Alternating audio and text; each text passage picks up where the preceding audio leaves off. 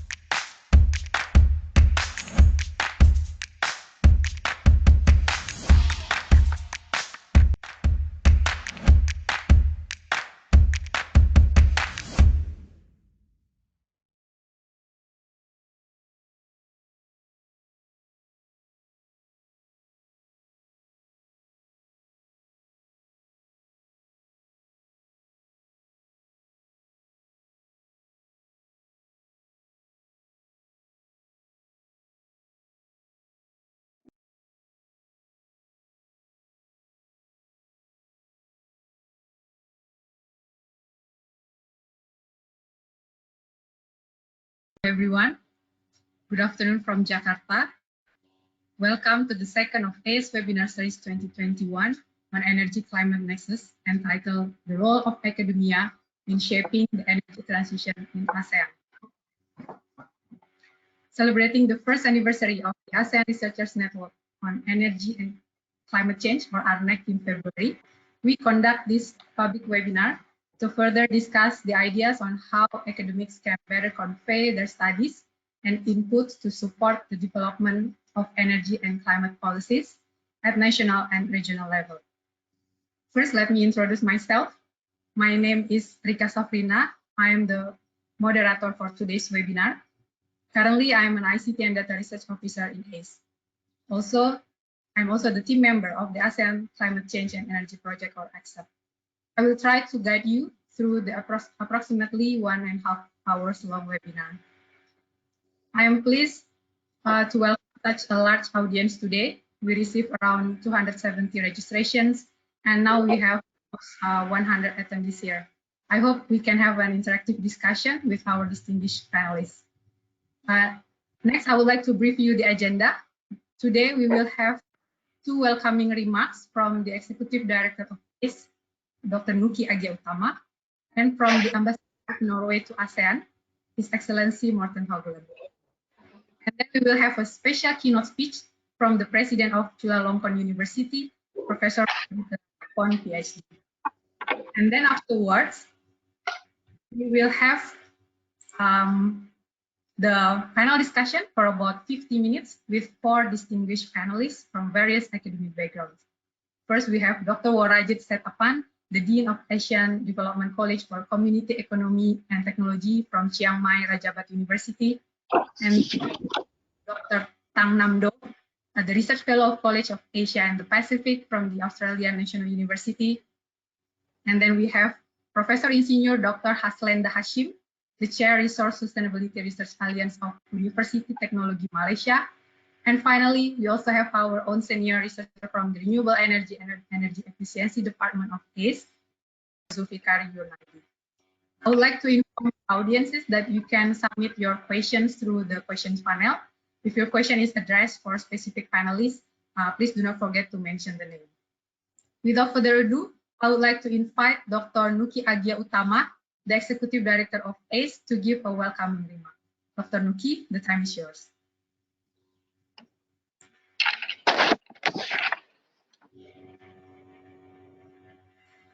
Sorry, Dr. Nuki, I think you're still muted.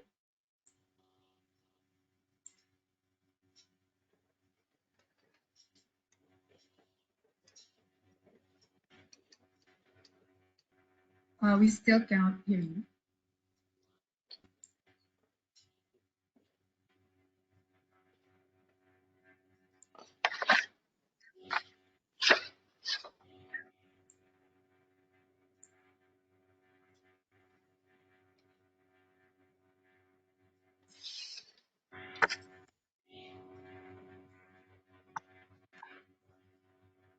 Hello? Yes, we can hear you, Panti. Okay. Thank you very much, Rika, for these opportunities. Good afternoon, Excellency Ambassador of Norway to ASEAN. Nice to see you again, Mr. Morten Hugland. Good afternoon, keynote speakers, Professor Bundit EU of PhD, President of Chulalongkorn University. Good afternoon, distinguished panelists, Dr. Haslinda Hasim, Dr. Warajit Tapun, Dr. Tang Namdu, and also Dr. Zulfikar Yurnaidi. Dear colleagues, ASEAN colleagues, ladies and gentlemen, on behalf of the Center for Energy, it is my pleasure to welcome you to the second ASEAN Energy Climate Nexus webinar on the role of academia in shaping the energy transition in ASEAN. I would like also to express my appreciation to distinguished speakers and panelists for their time and kind efforts in sharing perspective and insight with us. It is indeed an honor for us to host. This event is organized under the initiative of ASEAN Climate Change and Energy Project, or ASEP, which is funded by the Royal Norwegian Ministry of Foreign Affairs. The ASEAN Ministers of Energy meeting, or AMEM, this year has acknowledged a new outcome-based strategy in regional energy policy and planning area, namely promotion of information sharing on the energy climate nexus. As part of that strategy, ACE through ASEP program are having webinar series on various topics in energy climate nexus. And apart from the webinars, we also actively publishing articles, policy briefs, and opinion pieces in energy climate nexus, which are available in both ACE and ASEP website. Ladies and gentlemen, dear colleagues, continuing the success of the first webinar on energy and climate outlook in ASEAN under Brunei chairmanship, today we will explore the potential role of academia in energy transition, highlighting the science policy and science industry intersectoral linkage, among others. On that front, we have established a new group of scholars and researchers around the themes of energy and/or climate, which is called the ASEAN Researchers Network on Energy and Climate Change, or in short, we call it ARNEC. February marks the one-year anniversary of ARNEC establishment with more than 250 members. We are planning to have several support activities this year, including hosting an academic conference along with the annual ASEAN Energy Business Forum in September 2021. The emerging issues of climate energy nexus resulted in stronger push toward energy transition in global and regional contexts, realizing the importance of just and sustainable energy development. We hope that this intersectoral dialogue could be expanded to include energy, water, food nexus as well. Ladies and gentlemen, once again, I would like to thank Norwegian government for supporting ASEP and our distinguished speakers for their excellent preparation in supporting today's webinar. I sincerely hope that every participant could actively discuss their views on roles of academia in energy transition and strategize for a strengthened collaboration. I wish you a productive discussion today and a good health during this pandemic period. Last but not least, thank you very much for ACE colleagues and also colleagues from Norwegian government for supporting these activities. Stay safe and stay healthy. Back to you, Rika. Thank you very much, Dr. Nuki. Now we'll hear the welcoming remark from His Excellency Morten Hugland, the Ambassador of Norway to ASEAN. Mr. Hugland, the time is yours. Thank you. Dear Dr. Nuki, great to see you again, and thank you for the kind words. Honorable speakers and panelists, and ladies and gentlemen. As was mentioned, Norway is a proud supporter of the Accept project, working on the energy and climate nexus in ASEAN, together with the ASEAN Center for Energy. And we believe this is a great opportunity to work with the region on crucial topics. And very happy to be part of this celebration of ARNEC's first anniversary today. I see that one of the missions of this network is to break down the silos in academia between climate and energy.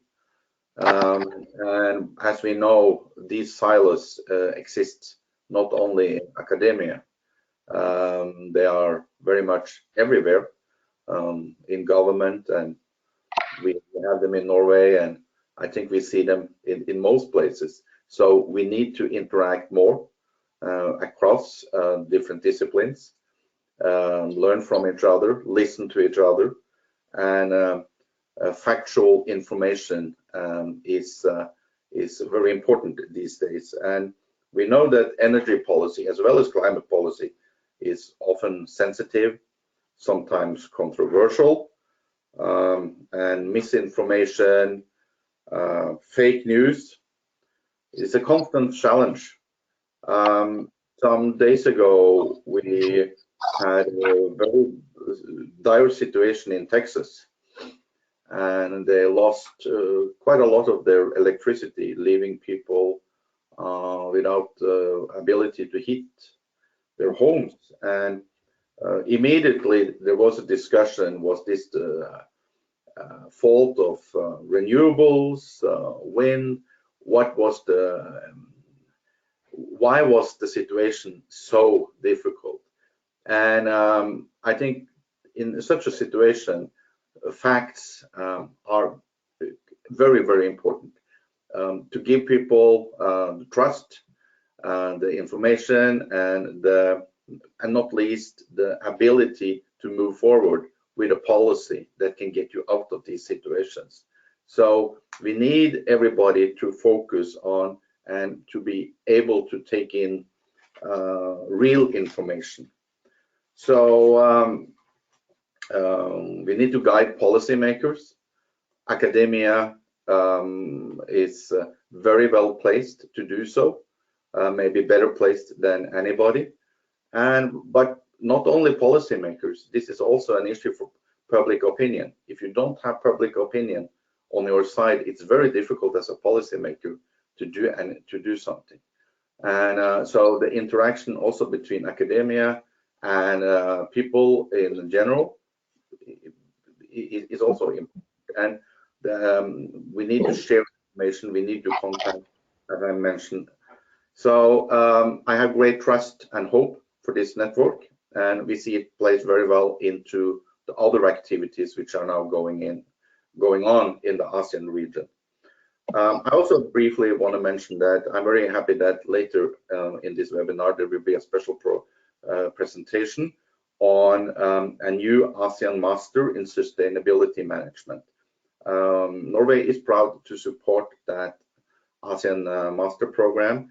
We have been working on it from the beginning, and for us it's new to work directly with academia in such a program. But this is truly an interdisciplinary program, bringing together resources from all relevant areas and giving the future leaders of ASEAN the ability to see how everything is connected and be able to hopefully guide the region and the world on what will be a new and green future, where we can really address some of the critical issues within this field. So I look forward to the discussion today, and thank you for the opportunity to take part.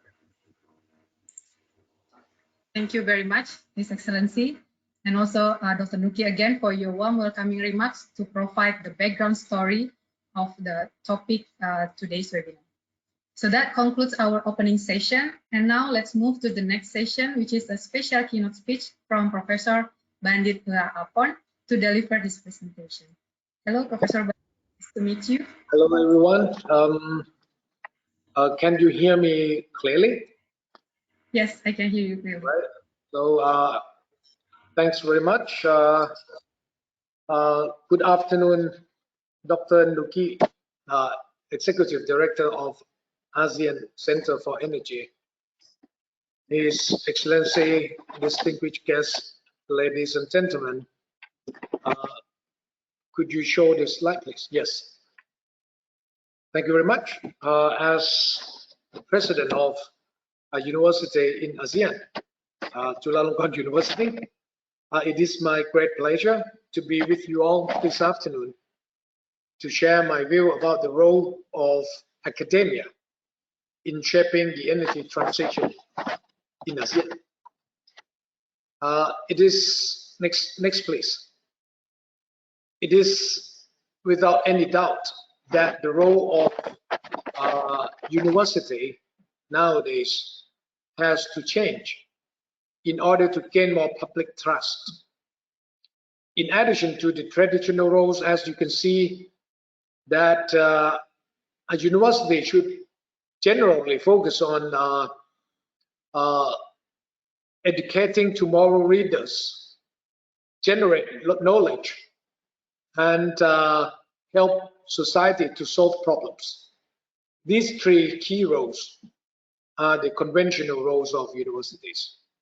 But nowadays, universities should have roles as innovators, connectors, and to act as an agent of change in order to catch up the dynamic and changes of global concerns, of which involve not only a single discipline, but multidisciplinary issues. Next, please.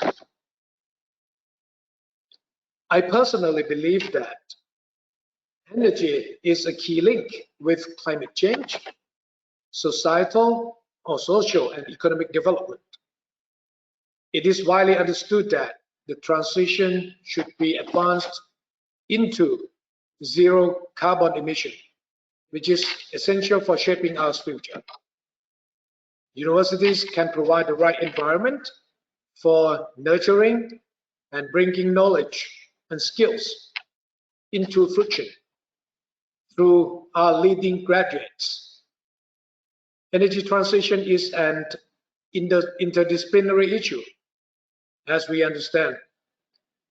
It covers a wide range of fields, not only engineering or technical science, but also social science and humanities.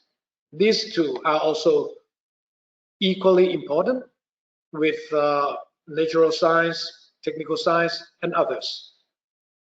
Because when they work together, I think they can contribute not only theoretical and conceptual framework, but also methodologies and approaches to solve concerned issues. At a university, we have many professors, we have lots of students, generally cover a wide range of fields. The university should share its best practices and propose new research, new direction, together with new education actions to achieve energy transition. Next, please. I would like to take this opportunity to do some sort of screening, but it's hard to see clearly, actually. This is a global map and showing us the focus of energy concern in each region. If I take the Asia-Oceania region, for example, in this region, if we take China, we can see that the energy security and air pollution issue are the top priorities for the energy transition to tackle. If we also focus on Asia, in the map, it covers some of the countries in ASEAN, like Thailand, Vietnam, Philippines, Indonesia, for example. And we can see that energy security, clean electricity generation, renewable energy, energy efficiency, and energy storage are top priorities.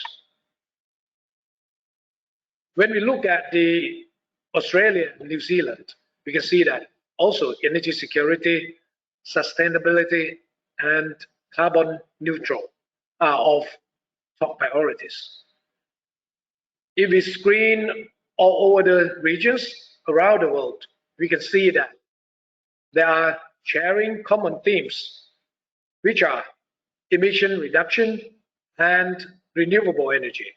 So these two topics should be focused from many academia or universities around the world.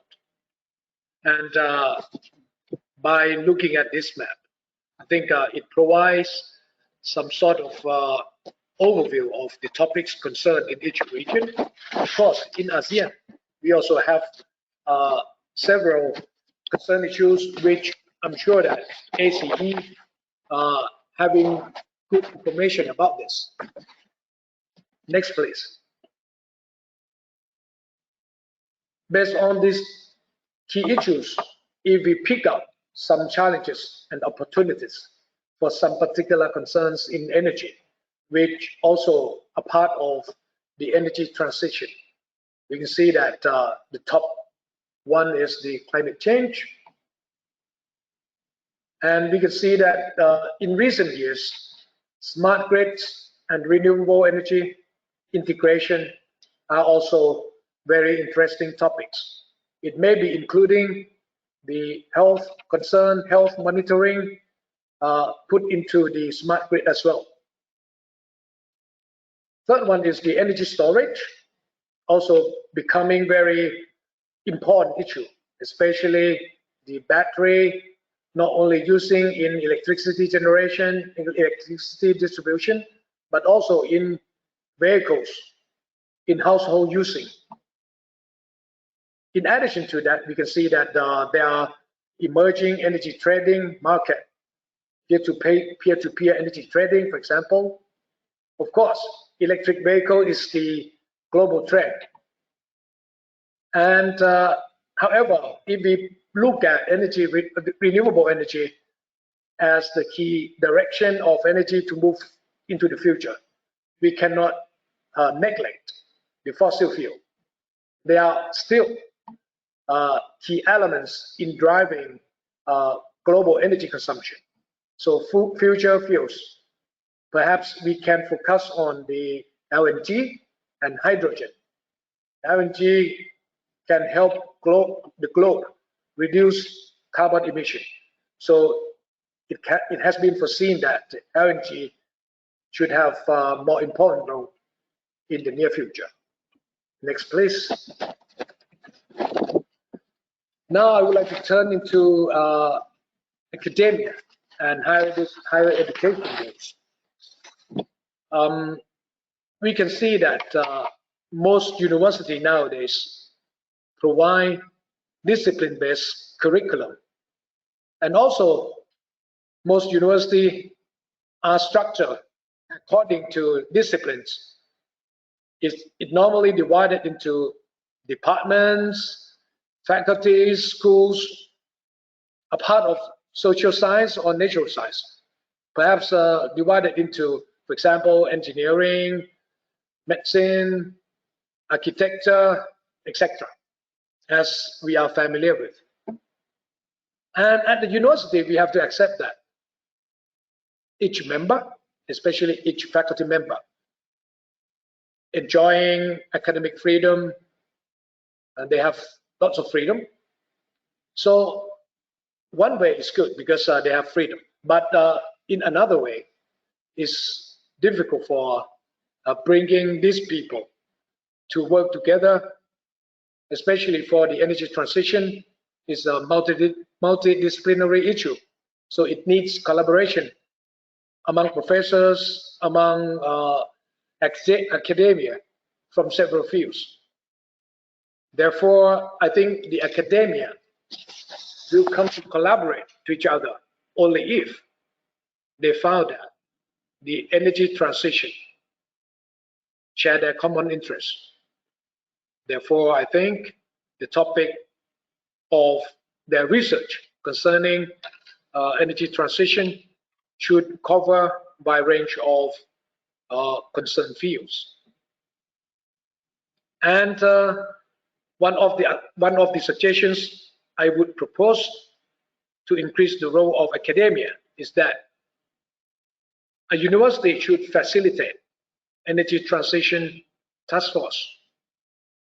Also, it should provide more support in terms of both funding and human resources. In addition to that, it should help connect to companies, to industry, to government or outside.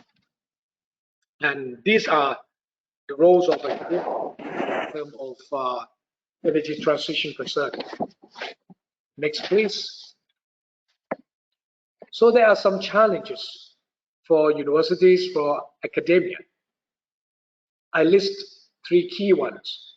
The first one is, you can see that technology change play very important roles in several years. And even though some technology may be changing very fast, especially those of digital based, I personally believe that it will slowly include into new curriculum, because normally in a university, to develop new curriculum or to revise the curriculum, it takes time, and there are lead time from the new technology to be put into the curriculum. So I'm not sure whether a university can cope with the up-to-date technology in time. The second one is the complexity of the energy transition processes, because the ET, the energy transition, is a multi or interdisciplinary issues covering several fields, and it is difficult to bring along all those concerned people to work in a common platform unless they share common interests. The third challenge is the new platform of education required, because as we mentioned earlier, that to put the new technology into curriculum, to put new policy into curriculum, it takes time. How can we get all this up-to-date knowledge to our students, to our society? I think if we use the conventional media like books, journals, it takes longer time than we thought. So I think nowadays online platform is very effective. So universities should bring along the online platform and focus more on this platform, in order that new generation of students will be provided with ability to deal with changes, which I'm sure that it's going to be very high in the future.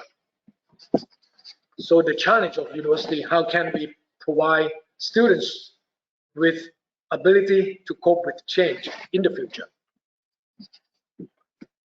Next, please. I just list some of the emerging roles and declining roles in the energy industry. We can see that there are some other fields or occupation that the university or academia should be focusing on.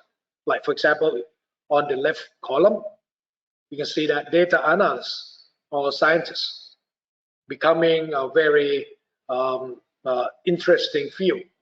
And I'm sure that lots of students nowadays, they pay attention on to continue their study in these related fields. Big data, of course, robotics, renewable energy is becoming very interesting issue, interesting technology.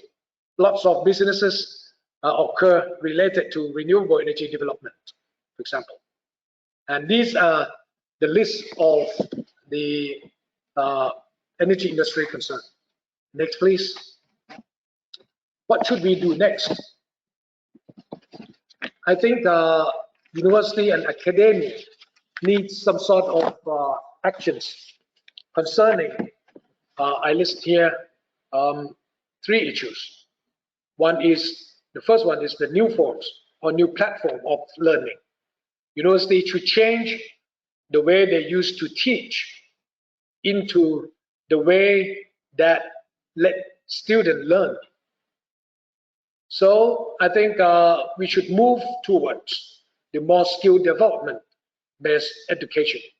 Instead of the teacher just come in front of the class and teach students, how can we bring students, let them learn by themselves? How can we stimulate them? And how can we help them learn from practice? I think this is one of the key new forms of education. And platform is also important, platform of learning. University should be connecting and developing digital-based platform. There are lots of digital platform nowadays. If you look at the higher education, IT technology landscape, there are lots of companies producing solutions, tools for education, which we can pick up, some of them. However, it's normally very costly. The next action is how can we reskill our teachers or instructor. We need to retrain, we need to update the knowledge and information.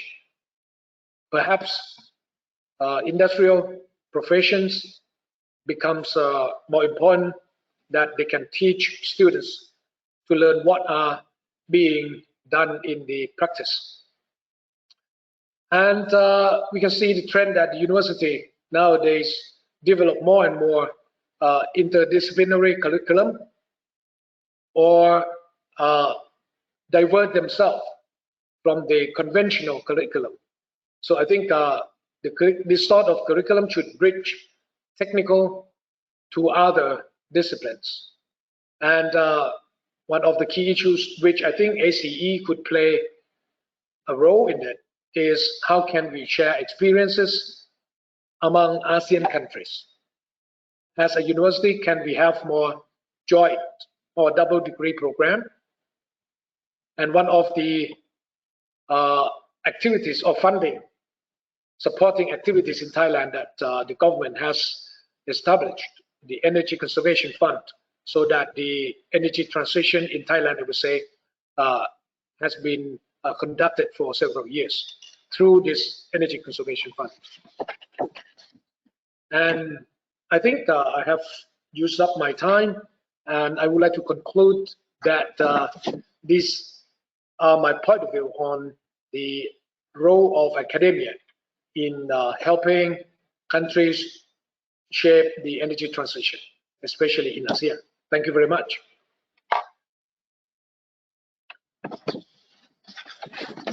Thank you very much for the keynote speech, Professor Bandit. I noted in your presentation the roles of academia and higher education, including as innovator, connector, and agent of change in interdisciplinary issues. But specifically for energy transition, there are some challenges such as speed of technology changes, the complexity of process, and the new platform of education required. Thank you very much, Professor. We will further discuss through panel discussion.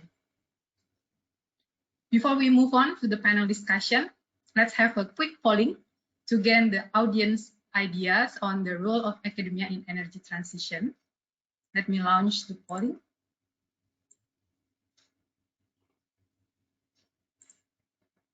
So the question is, what do you think the key role of academia in accelerating the new, the energy transition in ASEAN? You can choose more than one option. We will wait for about 1 minute. The first option is to conduct research in cutting-edge energy technologies. The second is to work with industries in energy technology commercialization. The third, to provide science-based policy recommendation to government. And then to promote energy transition to the public. And last, to educate the workforce ready for energy transition. So we will have still about 10 seconds. We can see the result right away after we close the poll. Okay, I will close it now.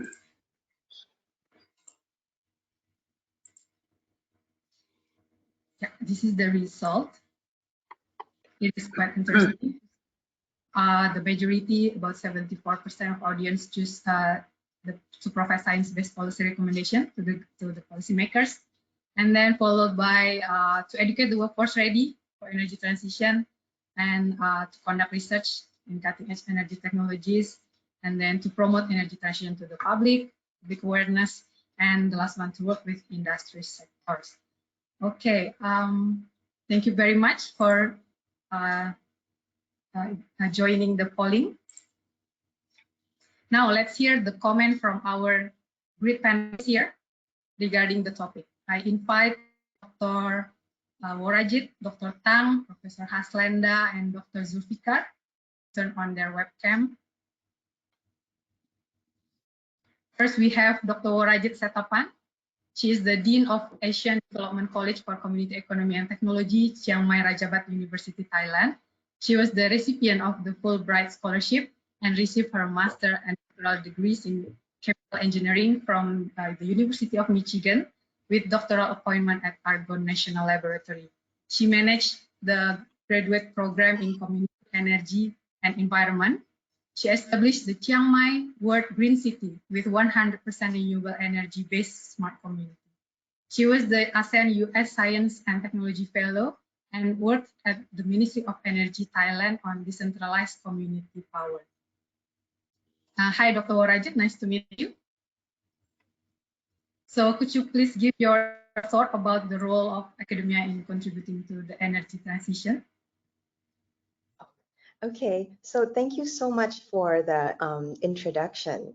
And the role of academia in energy transition, when you see the poll, it's quite interesting actually. Yeah, I did not think that we would get a lot of percentage for the role of academia in policy. I mean, if you look at the different levels. So in Thailand, we've been saying that the role of a teacher or a lecturer in the university is to teach, do research, academic service, and cultural conservation. Yeah, cultural conservation. So that's our main mission. But now it's changing from doing research and teach and research and more into more implementation and working with the industry and to the market as well as to the people. So when we talk about the role in the energy transition for academia, I think each university and each researcher or lecturer has their own role. For example, for my university, Chiang Mai Ratchapat University, we have a role of being like university for the community. So in that sense, we would focus on the teaching or skill building, and then also to prepare the workforce to understand the energy transition or to promote energy transition to the general public. So that would be our strong point. And then, so our university base might be at the, at the middle end. So maybe Chulalongkorn, they are the best research universities. So they're like research in the front end and then look at the with data analysis. So each university has different role of how they can be role in the energy transition like that. That's what I feel. And then I think maybe I'll just stop with that, and then there may be like other other questions that I can add on more onto that. Yeah. Okay. Thank you very much for your comments. So I noted that your focus is on skill building, community, and to promote to general public. Okay, next we have Dr. Tang Namdo. Let me share his short profile first. He is a research fellow at the Grand Challenge Program on Zero Carbon Energy for Asia Pacific at the Australian National University. His research interests include renewable energy, climate change, and environmental policies in Southeast Asia. Also, Mekong Water Energy Nexus, sustainable cities, and economic instruments for environmental management in the developing country. Before joining NU, he worked with the Vietnam Ministry of Natural Resources and Environment as Deputy Director General of International Cooperation. Hi, Dr. Tang, nice to meet you. So may we hear your opening comment on the key roles of academia in energy transition, please? Dr. Tang, I think you're still muted.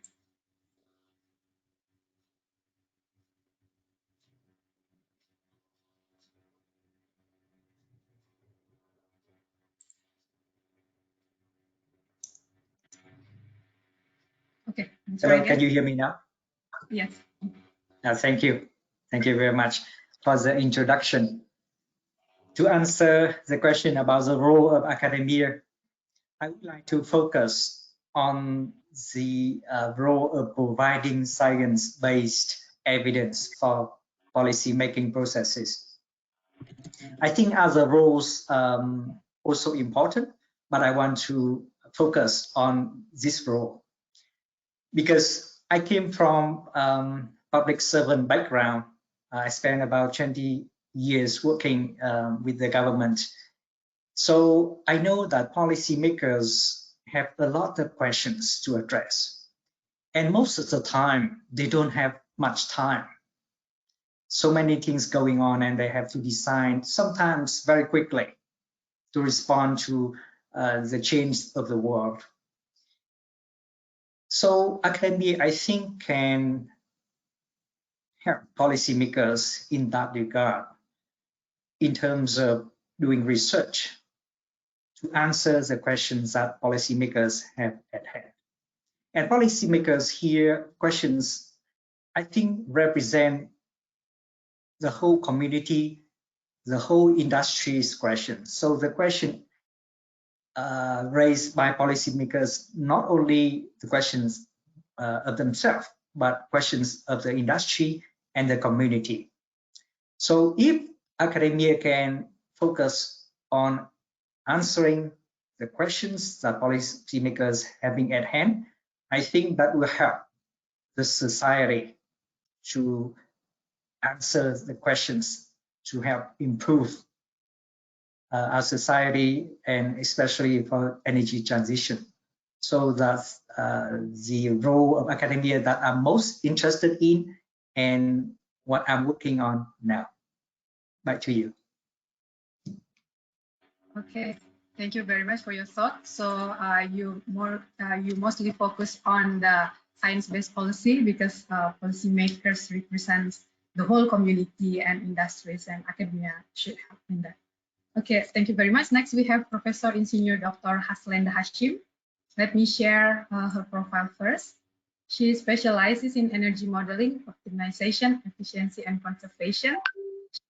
A grant from International Institute for Applied Systems Analysis, Austria, for formulating sustainable bioenergy development pathways for Malaysia as a starting point for a wider regional bioeconomy assessment known as Beware Malaysia, which is a great recognition of her expertise in energy field. She is the certified energy trainer for ASEAN Energy Management Schemes, or IMAS, and energy assessor for ASEAN Energy Management Gold Standard. Recently, she has participated in the 4th ASEAN-Japan Energy Efficiency Partnership, or AJIP Scheme 2 training of trainers under the Somemeti Work Program 2019-2020. She also published more than 100 technical papers in national and high-impact international journals. Hi, Professor Haslenda, nice to meet you. So could you please give your initial thought about this topic as well? Thank you very much, Erika, for very nice introduction. Okay, I'm glad to see the results from the poll. The highest goes to the key roles of academia is to provide science-based policy recommendation to the government. And when I look at the results, actually, the first one to conduct research in cutting-edge energy technologies, actually, to me, actually is interlinked from one to another. The reason I'm saying that is because actually the key roles of academia, I take one example, right? For example, most of the country in ASEAN, actually, we have a policy related to biodiesels. So how much, for example, in Malaysia, currently we are looking at B20. It means that a mix of 20% biodiesel with the conventional diesel. And it's same goes to many ASEAN countries like Indonesia, like Thailand. They also have their own policy. Why they come up with that policy actually is derived from the research finding. The research shows that actually using the biodiesel, the engine performance can be as good as using conventional diesel, and at the same time you can reduce the emission. So by taking the finding from the research, okay, this is what we call it science-based policy recommendation. So from the finding from the research, it goes to the policymakers. So actually this morning I also shared my thought in terms of this issue. I call it from molecular to macro level. So for researcher, normally we are looking at the research base. We look at what type of catalyst, what type of molecule, but it cannot be end at the lab, at the labs, right? So all these findings need to be feed into the policymaker for the policy makers to come up with a very good policy, something that feasible, something that can be implemented in their own countries. So to wrap up, I mean, to conclude, the main role for academia is basically to provide science-based policy, also data-driven. Now they call it data-driven decision makers. So that is basically the main role of academia. I think now over to you, Rika. Okay, thank you, Professor, for your remarks. So we need to provide, academia needs to provide data-driven policy. Actually, every role of academia is interlinked from one point to another. Like you gave the example in biodiesel, which was actually coming from research findings. It's very interesting. Next, we have Dr. Zulfikar Yurnaidi. Let me share this short profile first. He is the Senior Officer of Sustainable Energy, Renewable Energy, and Energy Efficiency of ACE. He is also Senior Research Analyst of ASEAN Climate Change and Energy Project. In those roles, he conducts research and cooperation activities in the field of renewable energy, energy efficiency, and climate change. He holds doctoral degree from Department of Energy Studies at Jeju University. Prior to ACE, he was a researcher in Green Technology Center Korea, focusing on waste to energy, climate smart agriculture, water monitoring system, and AI-based disaster response. Hi, Dr. Zulfikar, nice to meet you. So may we hear also your opinion on the key roles of academia in the energy transition? Thank you very much, Rika, for the kind introductions. And I also enjoyed the opinion from other panelists. And I think I myself actually is not in academia right now, but I'm trying to give some perspectives from the which is we represent actually the 10 member states interest in energy. So we kind of also represent the 10 government institutes that works in energy in the regions. So basically, in our activities in regional energy cooperation, we are guided by the APAEC, as you might all know, which is the ASEAN Plan of Action on Energy Cooperations. And in that, we note clearly the roles, the critical roles of research development and also universities. And there are several points that I can mention. The first one is how we note the sub-theme of the APAEC Phase 2 2021-2025, which is we took the sub-theme of accelerating energy transition and strengthening energy resilience through greater innovation and cooperation. So of course you've known that innovation is not coming from ACE, it's not coming from the government, it's mostly coming from the universities and research institutes, and sometimes also from the industries. So in that matter, we are really in need of cooperations together with the industries, but also in academia and research institutes in our goals in accelerating the energy transition. And we also noted there are many strategies that we put in our plan of action that relates with the research and research and development. It includes in renewable energy, energy efficiency, but also in many energy sectors such as civilian nuclear energy, clean coal technology, and others.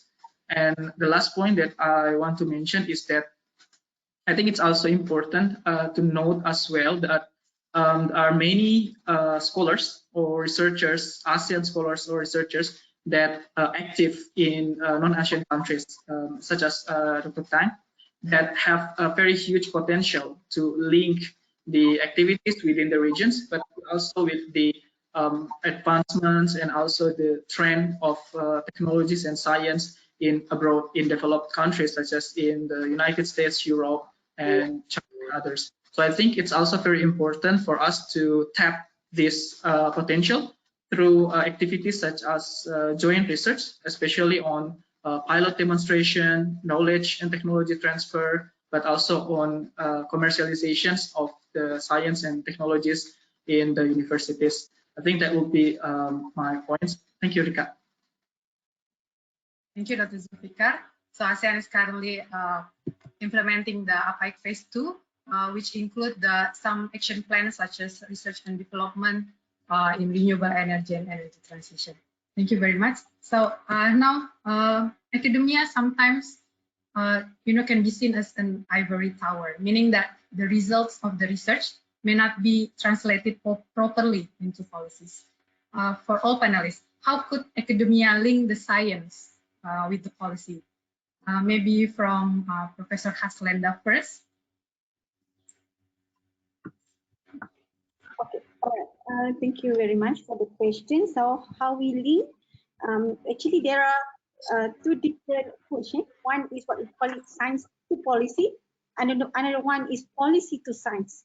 So for the question is asking about how could academia link the science into policy. So I think I will give a same example. So how we can connect is basically actually our finding from our research actually can fit into the policies. Yeah. So the same example like biodiesel, how could the government come up with 20% blending? How could the governments come with certain emission reduction of their countries? Because that is basically is the finding from the researcher. Okay, so for example, like biodiesel, it shows that okay, the biodiesel can be replace, cannot replace, substitute. Okay, the word replace is not correct because we still need to rely on fossil fuel. So basically, the renewable energy we need to we can substitute with the fossil, and we can also produce the same performance with emissions, with a certain emissions reduction. So so that is basically the how the academia can link into policy. Yeah, and basically in because the reason is because we are in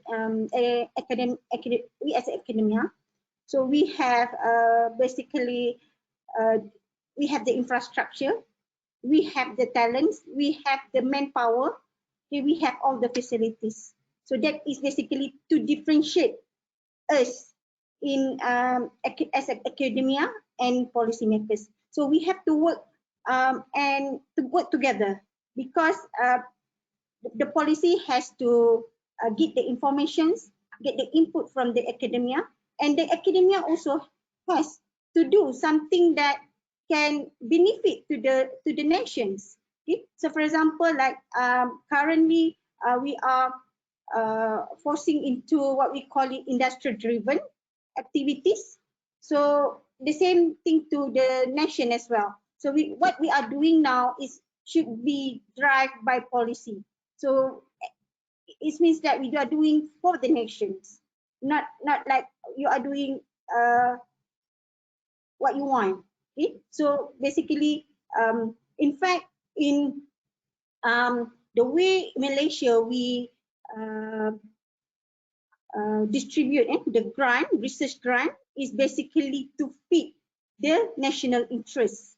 So basically, the research in the university actually is to help the governments to drive or to come up with a policy that supported by the research funding.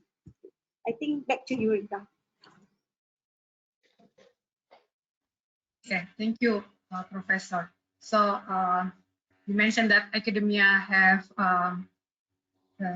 difference from policymaker in manpower, facilities, infrastructure, but policy needs to get the input from so it's quite interlinked with each other. Also industrial from industry sector, because there are a lot of industrial driven activities.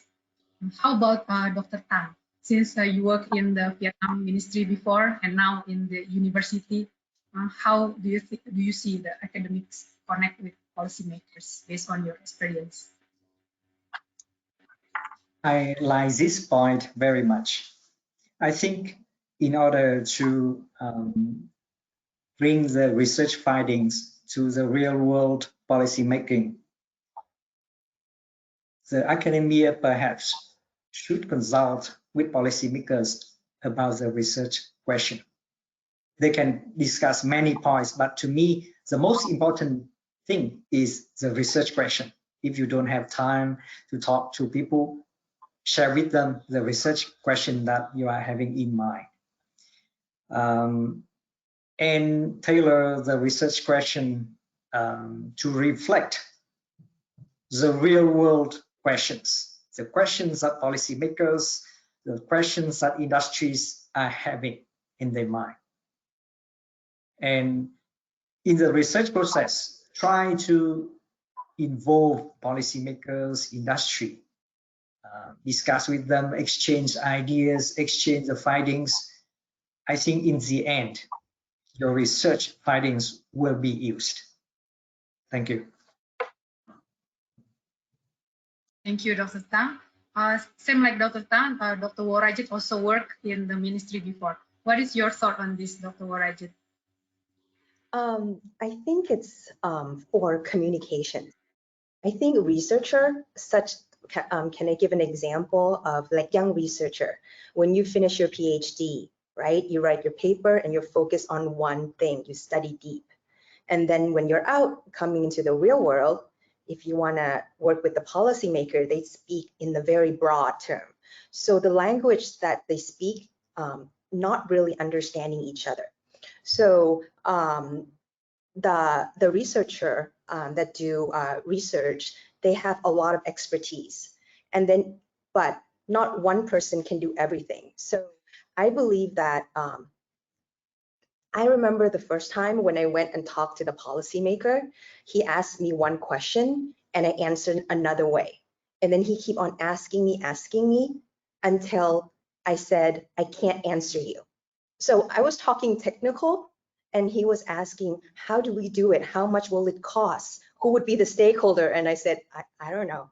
So basically, it's a different kind of talking language. So I think there has to be some science to policy, policy to science communication, or some coordinator, initial point, some coordinator like science policy coordinator that can help translate policymaker to scientists and scientists to policymaker and link how can we work together in order to achieve the same goal of helping our country, region, and so on.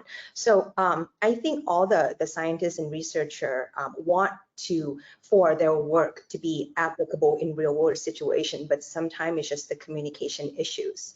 So that's the first thing that I noticed. So as Haslinda and I are in the ASEAN Science and Technology Fellowship, and so we get to work in the ministry, and we totally understand how different the mind thinks, and so we try to adapt. And then after we have that training, a year of training, I think we tailored our research to be more understanding and more practical to the real world. So it has to be reskill, training the soft skill in communication skill, and just the mindset of moving from one track to broader. Yeah, and that would help with the translation. Thank you, Dr. Warajit. So there is a different kind of language and mind between academia and policymakers. So we need some kind of connector. How about from ACE perspective, Dr. Zulfikar? Do you think ACE could be the connector, like the Dr. Warajit mentioned? Yeah, definitely. I mean, my answers is actually gonna build up from what Dr. Warajit mentioned. We really need like more discussions and have this platform development of discussions between policymakers and also for the academia and also research institutes, and how we can have a lot of forum like we are having currently right now, where policymakers can hear directly from the academia what would be the recent trends of research, what will be the challenges, and the same with the policymakers. They can also say what are their plans, what do they need from the academias. And I think this catalyst role is fit with ACE, and probably it's a little bit of promotion, I think, but actually that is why we decided to make the RNEC, which we have the anniversary in this webinar, that's to gather as much researchers, not only from academia, but also from research institutes, and connect them with what we think will be the needs that coming from the policymakers. And this is also a little bit built up with what mentioned by Professor Bandit previously, that the academia also probably need to be more proactive in taking the role of a catalyst as well, and how the academia can play its strong card in science and technology, but at the same time they need to be more grounded with the economics, the reality of politics, and how these two can be connected.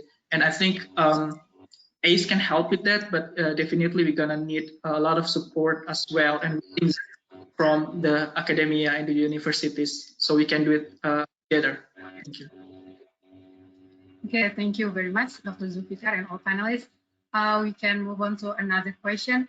As you may know, the ASEAN Center for Energy through ACCEPT project, we try to synchronize between energy and climate policy, energy policy and climate policy, as well as national and regional policy. May we seek your advice on how we could connect with academia in achieving such a goal? And what is your expectation from the policymakers? Maybe we can hear first from Dr. Tang. Thank you. I think what ACE is doing is great. I like the way ACE, ASEAN Center for Energy, to formulate the research questions and ask academia to join in the joint research projects. And the research projects initiated by ACE cover not only countries, but also the region. Right now, I'm also participating in one project funded by ASEP project under ACE, which looks at the recent solar power boom in Vietnam and try to investigate lessons learned for other ASEAN countries.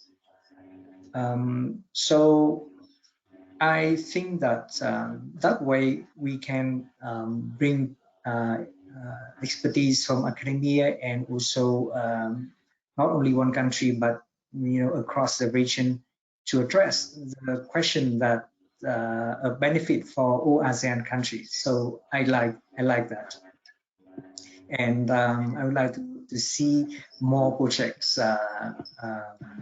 coming out from ACE. Thank you. Thank you, Dr. Tang.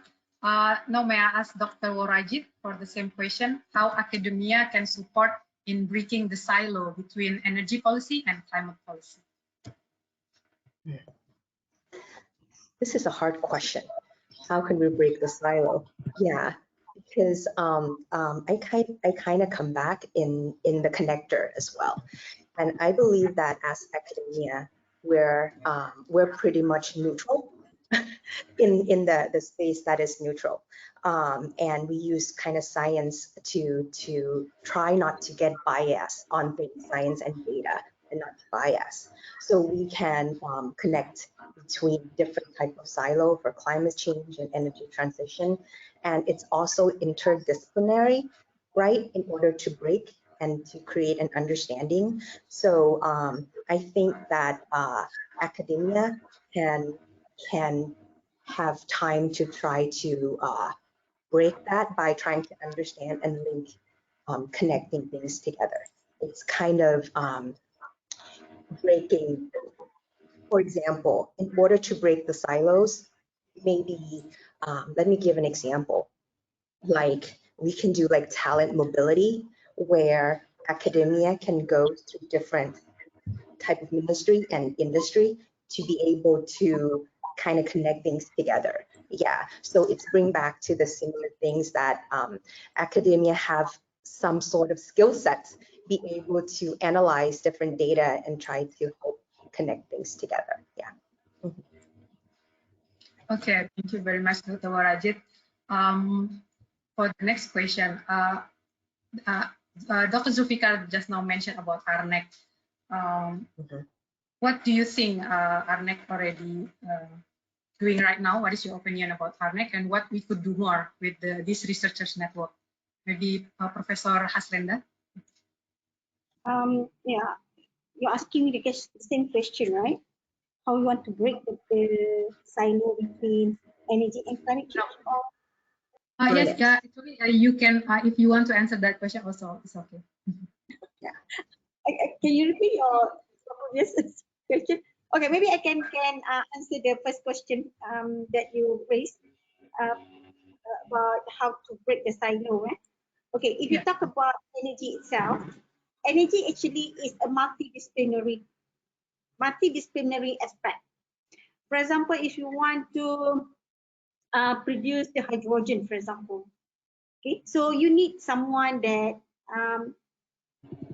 has a chemistry background.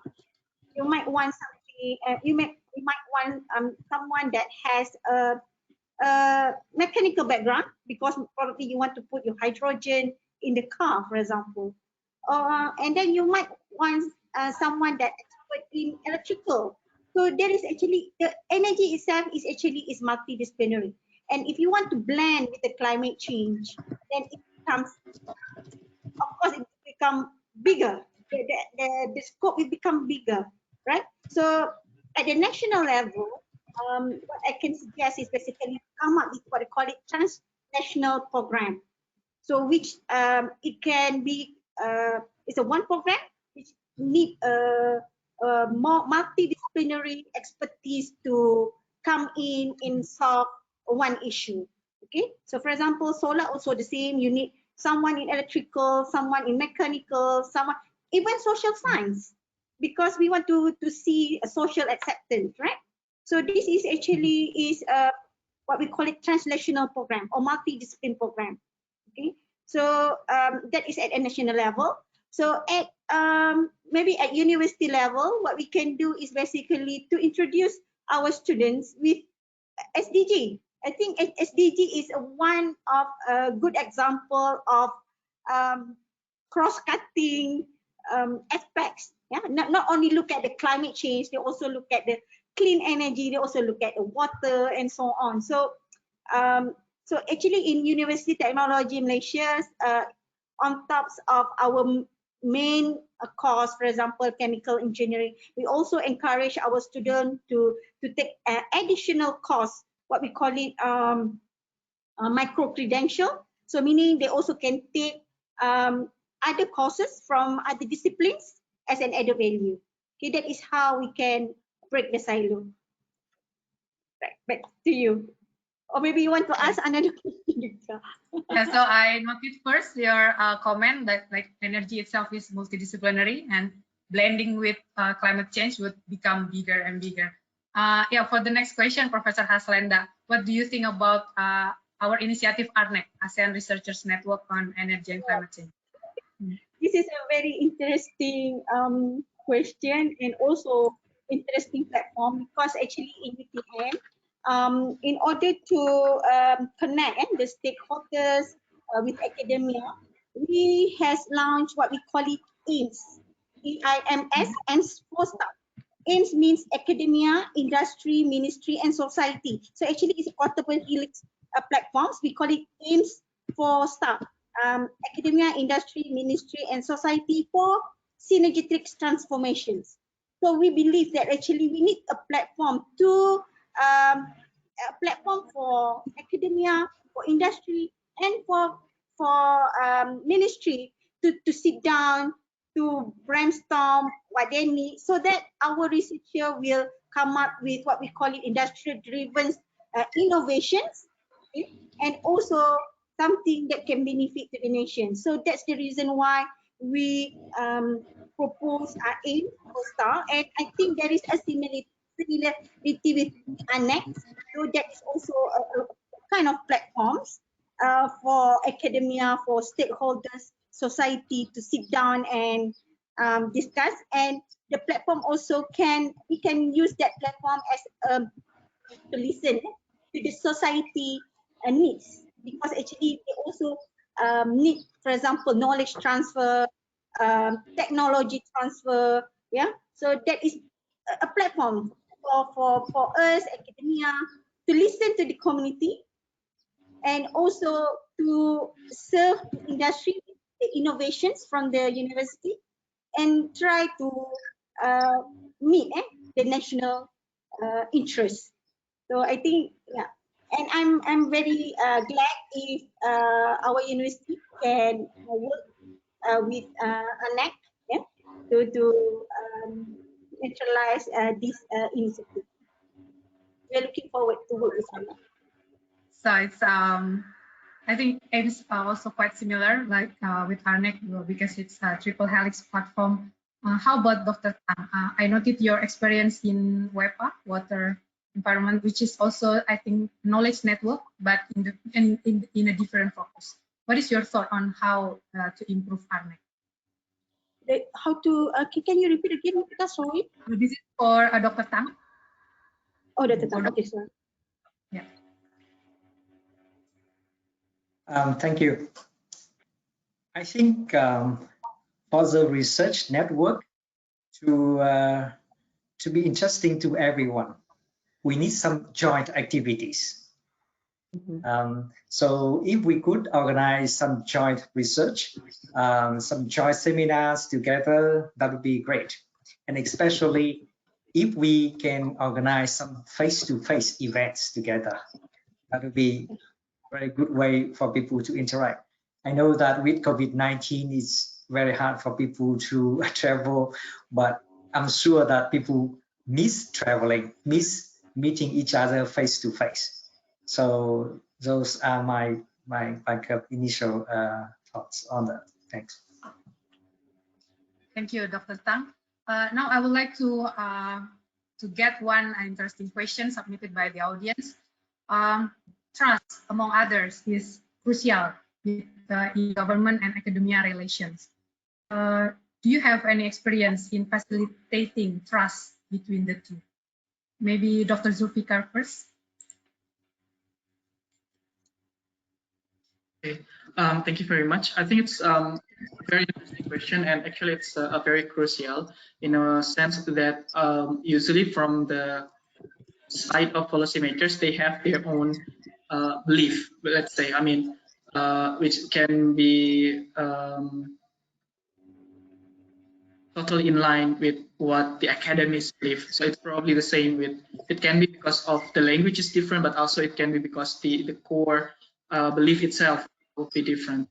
And for these two different sides to be able to connect, to be able to sync their mind and move forward in energy transition, for example, you're gonna need trust between one side to the other. So I think it is very important.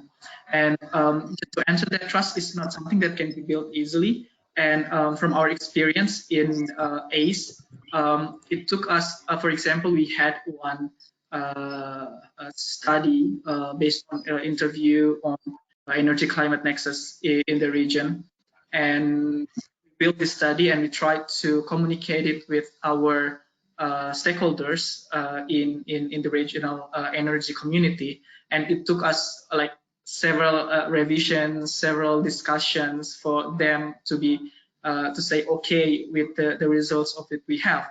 But I think that is the process that we have to do, and there is no easy way to do that, but the thing is just to keep moving forward, just to keep showing why we say this, because this is based on this and that,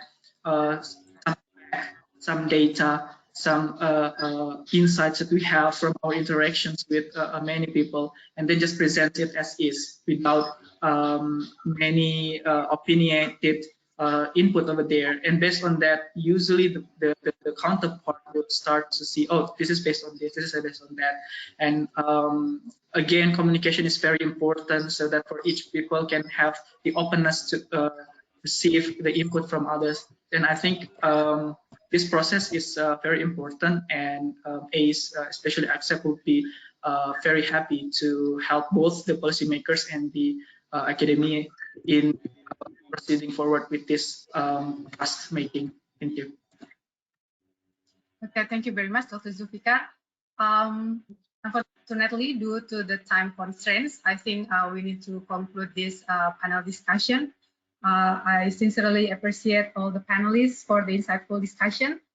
Thank you, Professor Haslenda, Dr. Warajit, Dr. Tang, and Dr. Zulfikar.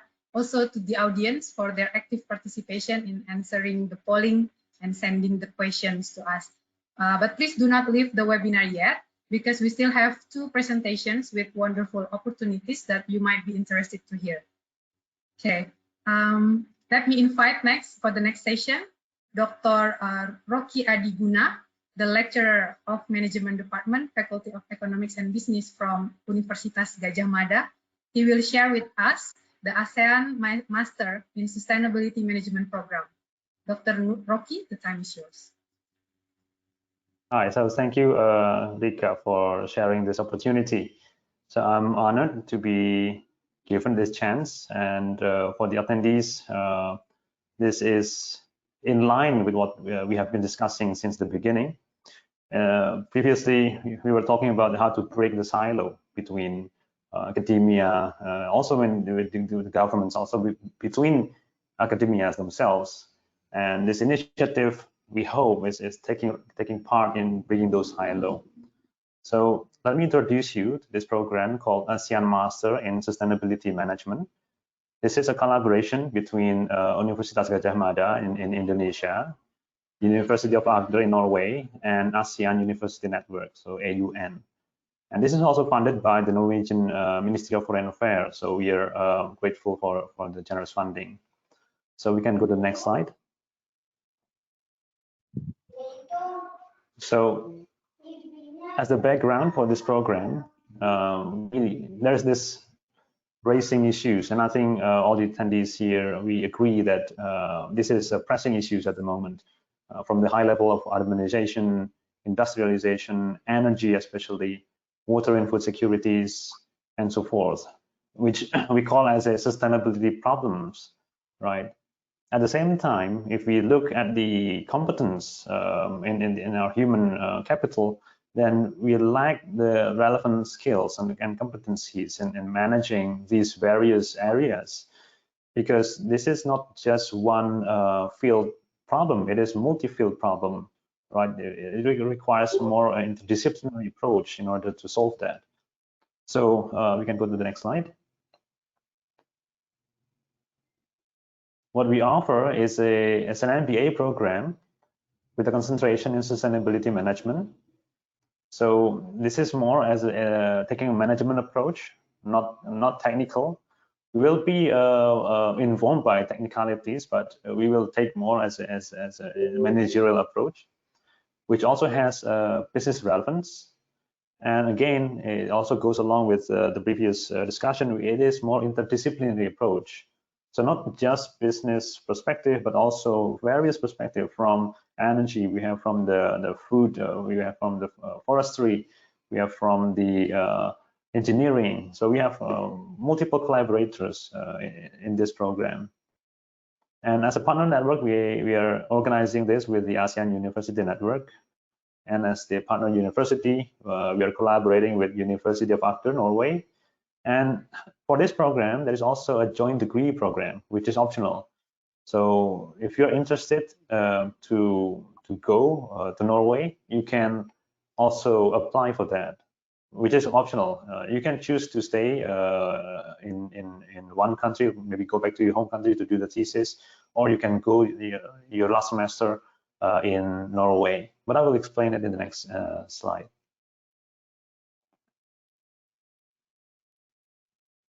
Okay, so what is this program about?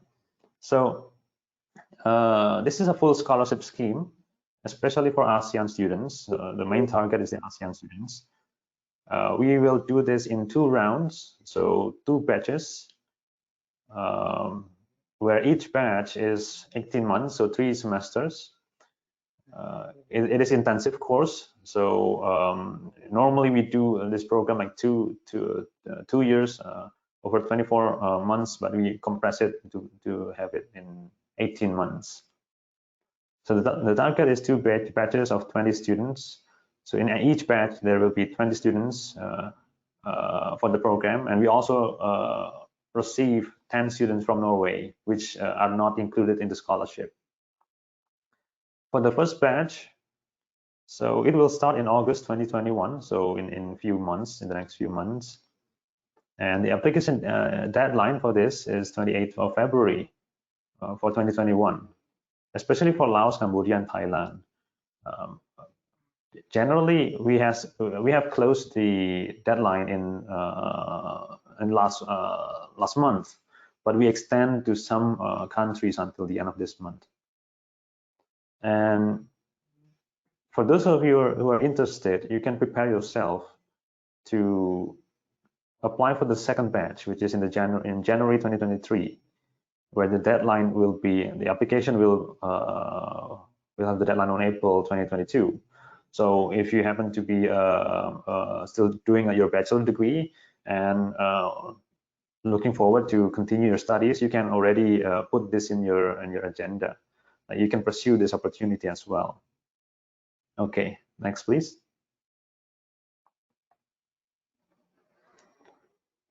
The scholarship is approximately around 18,000 US dollar per student. So that's for the whole program until the end. And if you reduce the tuition fee, then you receive 11,000 per person. And who are the eligible candidates? All ASEAN students are eligible, right? So the scholarship is focused on ASEAN countries. We also provide a priority, especially from candidates from Cambodia, Laos, and Myanmar. And what you need is that you need to have a bachelor degree from a recognized university, and then you can apply. I will share to you the website later on. And for the joint degree program, so for those of you who wish to also have the joint degree, you can also apply for, there will be a separate process once you're accepted in this program. In this case, you will have the opportunity to go in your last semester to go to Norway, to Agder. Right, next please. And this is the structure of the course. So we have 3 semesters, and 3 semesters. The first semester is the core courses, right? And here we see the fundamental management courses. And we also have these pre-MBA courses. So before you start the first semester, you will have like 2 months intensive for the pre-MBA. So this is to also prepare the non-management students for the MBA course. And then on the second semester, we have 2 parts. The first part is the focus courses. Here, we also have a collaboration with the Harvard Business School online, where students will be able to attend the course on sustainable business strategy. And there will be this course on general business environment, and we will introduce students to research methods, which will be used for the thesis later on. In part 2, here is where we focus on the sustainability management. There are 6 courses, and they are grouped into 2 tracks. So here from marine resources and coastal management, energy resource management is one of the courses as well.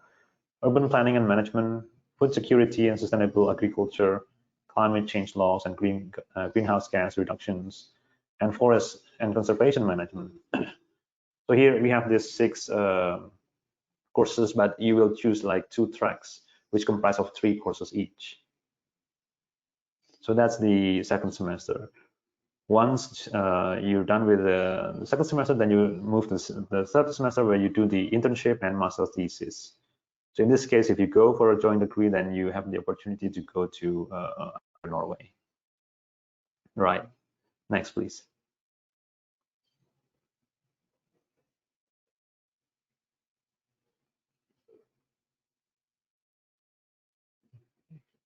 Yeah. This is once again a multidisciplinary efforts. So we also invite collaborators from both universities, from University of Agder and from Universitas Gadjah Mada. Here are some list of the professors. You can go to the next slide. And this one from UGM. Next slide, please. And here is from other faculties in UGM. So we also we have from geography, from forestry, engineering, with the hope that we really make this as an interdisciplinary approach in understanding and tackling the sustainability issues. All right, next, please. So I invite you to go to our website. You can go to asean-sustainability.mba. At the moment, the application is closed, but open for countries in Laos, Cambodia, and Thailand, because we need more applications from these countries. So I know that the time is very tight. It's already 24th of February. With 4 more days to prepare, it can be difficult. But you can also prepare for the next round in 2022. Okay, next page. Yeah, we also run some campaign, which we will also post in Facebook, Instagram. So we will continue this promotion of the program, hoping that we will receive a best candidate from each countries in ASEAN in order to tackle this pressing problem. We hope that by investing in the next generation, then once they are taking the position as leaders of these countries, either in the business side or in the governmental side and the academia, we already have the same framework, and that we can cooperate together to tackle this issue, especially in ASEAN countries. Okay, I think that would be all from this program that I would like to convey. Thank you so much, Rika. Thank you, Dr. Rocky, for sharing the program. That was indeed an interesting interdisciplinary master degree in sustainability management and environmental issues, with full scholarship available for candidates from ASEAN countries. I think it is one example of the academia role in accelerating energy transition in ASEAN as well. Next, let me invite Mr. Benny Suryadi from ACE, who is also the project manager of EXA. Maybe some of you are still wondering and need to know more about our researchers network, ARNEC. Mr. Benny here will brief us more details about ARNEC, the way forward, and the closing remarks for today's webinar. Please, Mr. Benny. So thank you very much, Rika. I hope everyone can hear my voice clearly. And I understand it's 5 minutes past from our original schedule for the webinars, but allow me to request a few more minutes from your time to this is only the closing one, just to highlight it, that the RNEC that we are establishing last year, February last year, when we are trying to make the researchers to sit down together through this platform.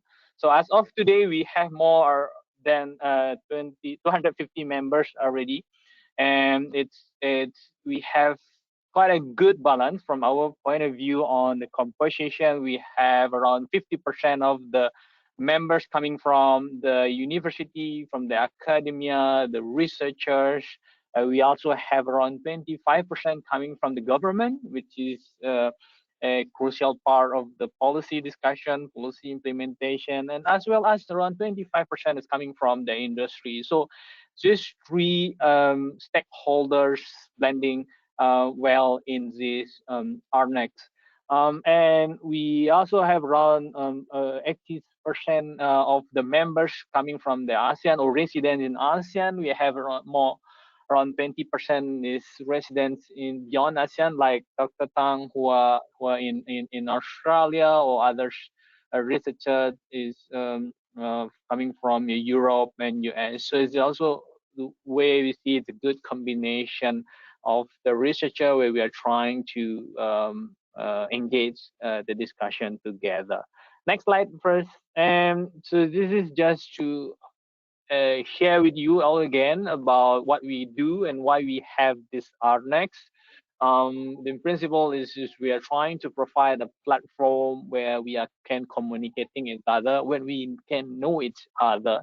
So if policy makers say, hey, I want to develop this kind of policy, but I don't know who are working on that one, or I need some researcher to help us, and then the RNEX could be a platform for that. Or if any researcher have a study they would like to share with the others, they would like to engage the others to the discussion, then RNEX will be a platform that we aims to contribute. So the RNEX will continue to discuss a number of issues on the energy and the climate nexus in region.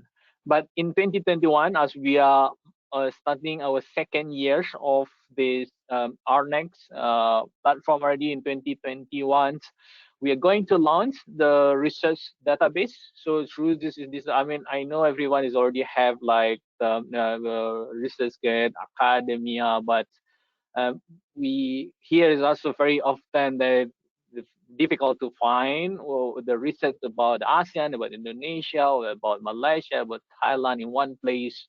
So soon we are going to launch a research database, so all of you can easily get what's happening in the region, and all of researchers can also easily share the study to be included in this database. So we really hope that it will be a useful database for everyone.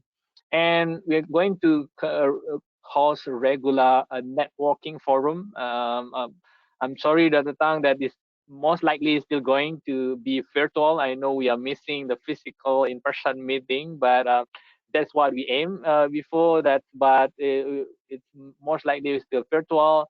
We are really organize a regular discussion, and we are going to have a established collaboration with university. I mean, like Professor Haslenda mentioned, we are very keen to engage the discussion with university, and through the projects that we have, through the funding that we also receive from many dialogue partners, we would like to award more grant research to the researcher in ASEAN. So we hope we can help to push to build the community of the researchers on energy and climate in ASEAN. And one of the important events that we are going to organize this year is the first ASEAN International Conference on Energy and the Climate Change. It's going to be host back-to-back with the ASEAN Energy Business Forum, also back-to-back with the ASEAN Minister on Energy meeting this September virtually.